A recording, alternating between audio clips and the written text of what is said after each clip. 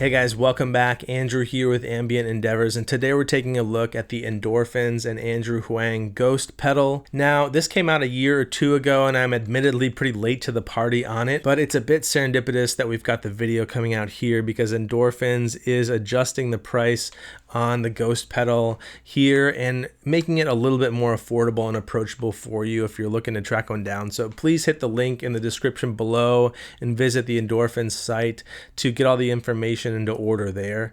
But I have been curious about this pedal and pretty impressed by the sounds and the features as I kind of came across it in demos and on social media. And I gotta say, as I've dove into it in the studio here over the last few days, the sounds are really cool and inspiring, and there's a whole range and breadth to them. But what I'm probably more excited about or impressed by is the interface and the workflow and just the overall design and thoughtfulness of this GHOST pedal. The GHOST pedal is admittedly a complex and a deep and an expansive pedal.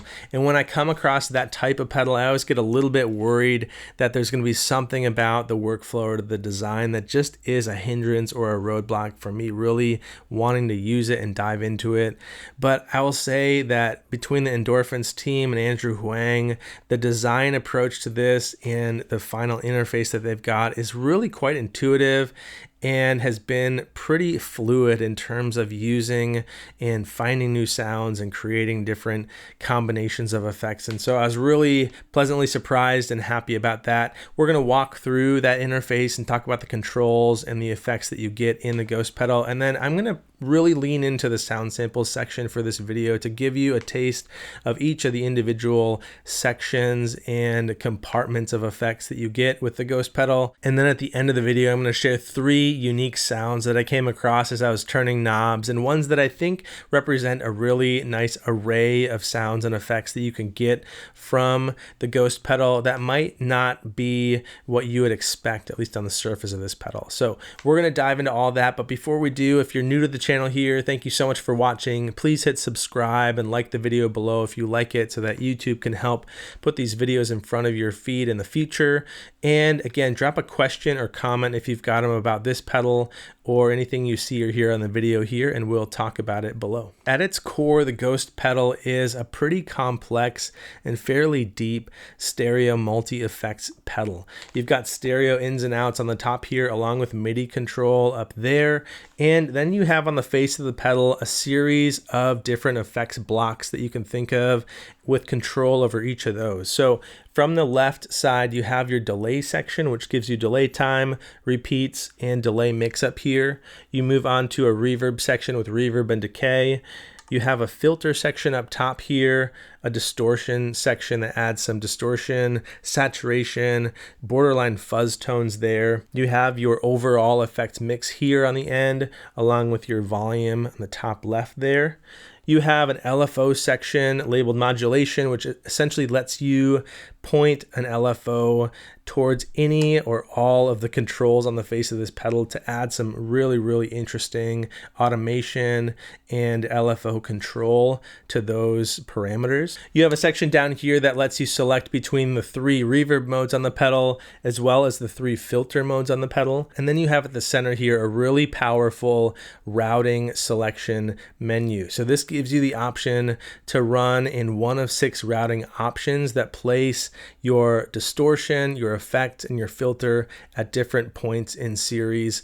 This can do a lot to change the complexion of the sounds and the presets that you make. It can give you a different feel and a different response and a different outcome altogether. So that's a really, really powerful, really cool inclusion of the GHOST pedal, and I think one of the staples that make this unique from a number of other multi-effects units. As we move on to the right, you come to the shift button, which is the cornerstone of why I think this pedal is really thoughtfully designed and intuitively laid out. It adds a ton of ease when you're talking about dialing in the secondary functions of this pedal. So you essentially hit the shift control to enter this sub menu of controls. Each of the knobs here have their own sub function, and so when you're in shift mode, you can dial those sub functions, whether it be delay tone, reverb tone, your filter's resonance level. You also have a bit crusher here on the volume control, a cool effect there. And then you'll get some visual feedback on each of these LEDs as to the strength of or the intensity of that setting. And so when you're in that shift, that secondary mode, you don't have to worry about multiple touches and multiple taps to set your settings just right.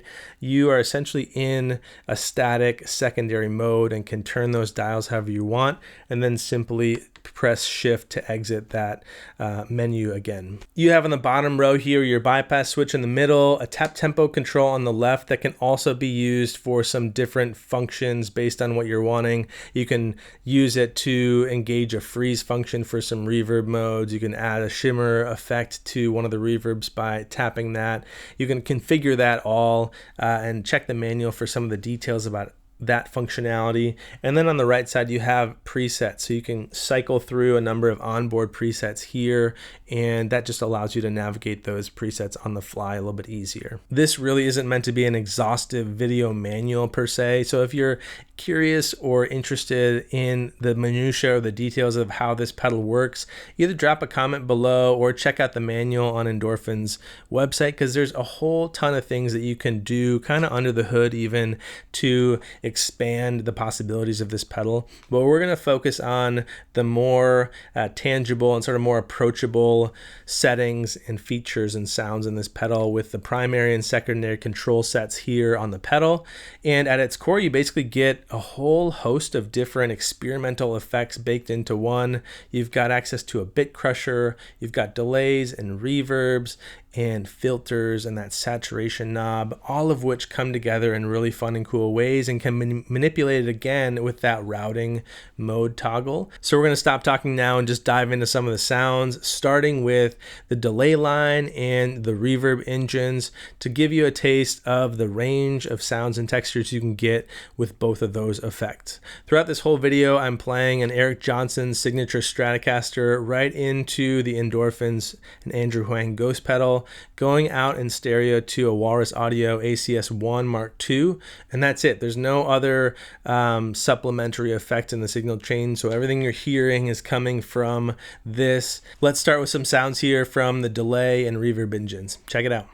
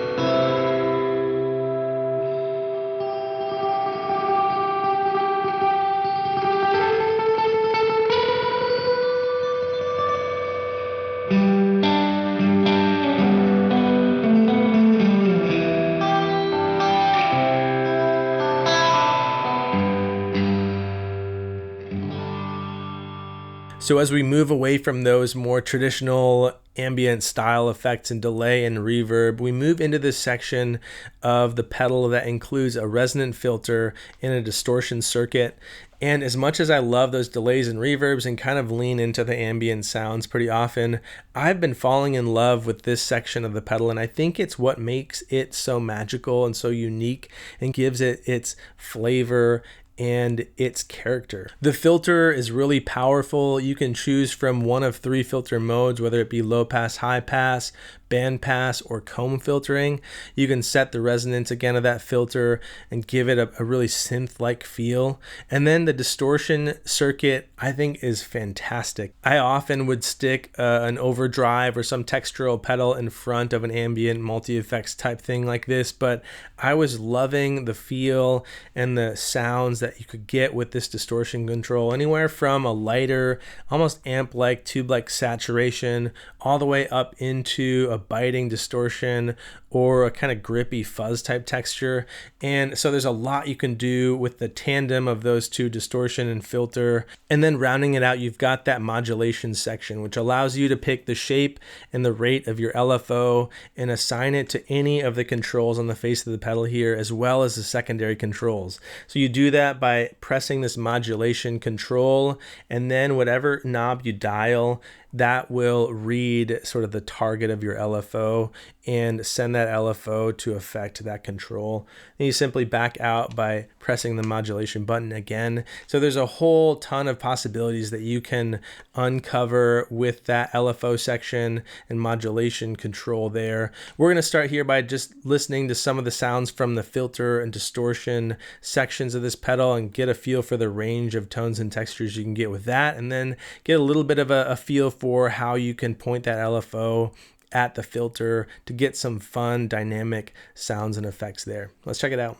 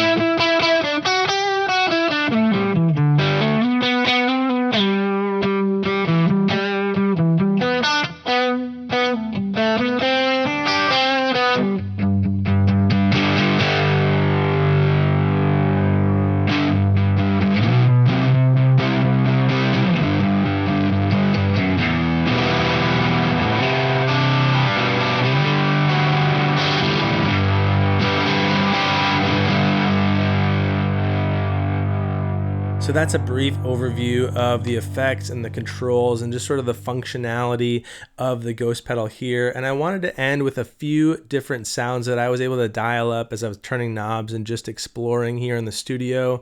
3 sounds that I really was drawn to, ones that I would use on the regular here in the studio, and ones that capture different aspects and different strengths of this Ghost Pedal. The first one is a random LFO flanger chorus type sound, which is a really cool thing to be able to dial up in a pedal like this, manipulating that delay time with the LFO. The second setting is a more ambient, kind of traditional ambient sounding patch that I would use a ton. Just this rhythmic delay into a nice washy reverb. And then the final tone is one that I was really falling in love with the more I played it, getting some of these really gnarly filtered fuzz tones from this pedal.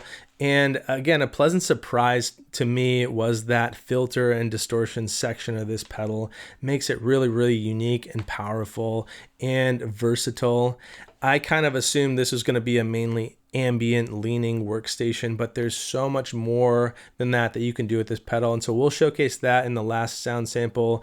Stick around for those 3, and again, drop any questions or comments you've got below in the comments, and we'll chat about the Ghost Pedal here. Otherwise, let's check out a few more sounds, and we'll see you on the next video.